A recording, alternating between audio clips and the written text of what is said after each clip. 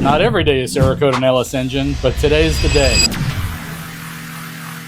Hey everybody, welcome back to Etchus. I'm Scott, and today we're Cerakoting an LS engine. Yeah, boy. Got this thing prepped. Obviously doesn't fit in the sandblast cabinet, so we did a ton of prep on it with both acetone, mineral spirits, Scotch-Brite, a little bit of laser cleaning. We will be pulling the valley pan, the valve covers, the oil pan, and the front cover and doing those separate. Today we're really just trying to get the block and the head sprayed. So here we go. Nice.